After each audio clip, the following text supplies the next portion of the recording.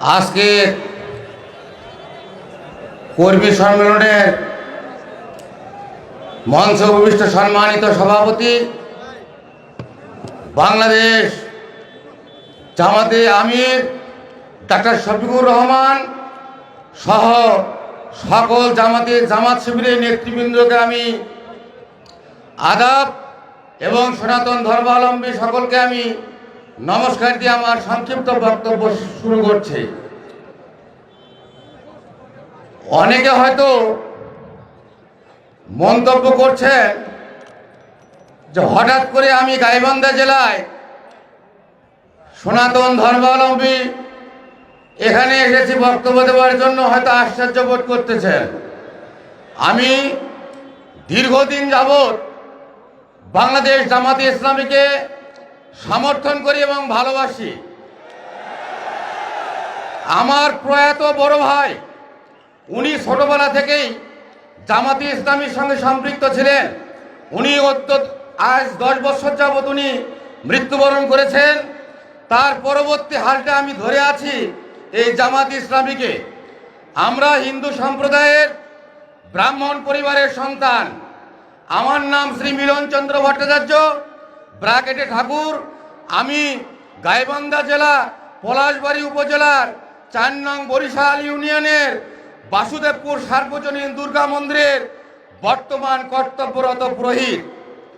এবং সাগাটা ফুলছড়ি উপজেলা যারা এসেছেন, আমি 2008 সাল থেকে 11 সালের 11ই নভেম্বর পর্যন্ত ভরতখালী কালী মন্দিরের পুরোহিত ছিলাম। আমি দীর্ঘদিন রাজনীতির সঙ্গে আমি জড়িত। আমারই ইউনিয়নের, আপনারা জানেন, সে 2014 সালে আমাদের বর্তমান 4 নং বরিশাল ইউনিয়নের জামাতে আমির শামীম প্রধান ভাই, তার সঙ্গে আমি একসঙ্গে জামাতে ইসলামী কাজ করি। শুধু এই কাজ করতে গিয়ে আমি আওয়ামী লীগের চেয়ারম্যানের হাতে নির্যাতিত, এবং এখন পর্যন্ত আমি গাইবান্ধার কোর্টে আমাকে হাজিরা দিতে হয়, এবং আমি 4 দিন জেল কেটেছি। এটাই আমার পরিচয়। এখন আজকে আমি কেন জামাতে ইসলামীকে ভালোবাসি এটা তো আপনাদের শোনা দরকার। আমি একটি জিনিস জানি যে আমরা হইলাম ধর্মযাজক। যাদের মধ্যে ধর্ম জ্ঞান বিবেক বুদ্ধি আছে তারা কখনোই অন্যায় অবিচারে যেতে পারে না। এই জন্যই আমি ধর্মীয় সংগঠনকে প্রাধান্য দিয়ে আমার বংশধরকে আগামীতে এই ধর্মপরায়ণ জামাতে ইসলামীকে সমর্থন করার জন্য আমি বারংবার আহ্বান করে যাই। আমি গাইবান্ধা জেলার সনাতন ধর্মাবলম্বী সকল হিন্দু সম্প্রদায়কে জাগ্রত হওয়ার জন্য আহ্বান করছি। ইতিপূর্বে আপনারা যে একটা ইতস্তত ভোট করতেন, হয়তোবা জামাতে ইসলামীতে আপনারা ভোট দিতে চাইতেন, দলে যাইতে চাইতেন, কিন্তু অনেকে বিশ্বাস করতো না যে এরা সবাই আওয়ামী লীগ। কিন্তু আজ কিন্তু সেই দিন আর নেই। আওয়ামী লীগ 1971 সালের পর থেকে আমাদেরকে শুধু নির্যাতনে ব্যবহার করেছে, কিন্তু কোনো হিন্দু কিন্তু আওয়ামী লীগের কাছে থেকে কিছু পায় নাই। এই আওয়ামী লীগ আমাদের ঘরে বন্দুক ফুটাইয়া তারা এই দেশের অর্থ লুট করে বাইরে নিয়ে গেছে। আর আমরা হিন্দু সনাতন ধর্মাবলম্বী যারা, তারা আছি একদম নির্যাতিত অবস্থায়।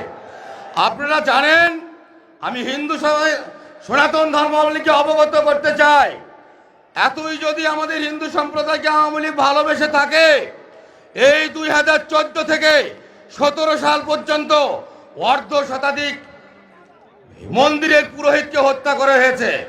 আপনারা কয়জন পুরোহিতের বিচার চেয়েছেন? কয়জন পুরোহিতের বিচার পেয়েছেন? আর আজকে এই ইসকন সদস্য চিন্ময় প্রভুকে নিয়ে আপনারা লাফালাফি করতেছেন। এই চিন্ময় প্রভু ইসকন সদস্য যারা আমাদের হিন্দুদের মধ্যে বিভেদ সৃষ্টি করেছে।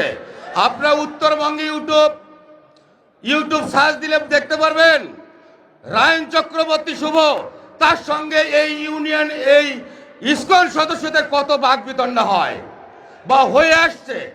আমাদের সনাতন ধর্ম সৃষ্টি হইতে শ্রাদ্ধ ছিল, এই শ্রাদ্ধের মধ্যে বিভেদ সৃষ্টি করেছে, পূজা পার্বণে বিভেদ সৃষ্টি করেছে, আর আজকে তারই পিছনে আপনারা লাফালাফি করেন। আর যারা হিন্দু সম্প্রদায়ের পুরোহিত ব্রাহ্মণ মারা গেল, তা নিয়ে তো আপনারা কোনোদিন আন্দোলন করেন নাই। আমি আপনাদেরকে সচেতন করতে চাই, এখন আর আওয়ামী লীগ নেই। আপনারা দেখেছেন গত দুর্গাপূজা তথা 5ই আগস্টের পর যেভাবে এই বাংলাদেশ জামাতে ইসলামী আমাদের হিন্দুদের নিরাপত্তার জন্য এগিয়ে এসছে, আমি তো মনে করি 100 বছরেও কোন দল হিন্দুদের জন্য এইভাবে নিরাপত্তা দিতে পারে নাই।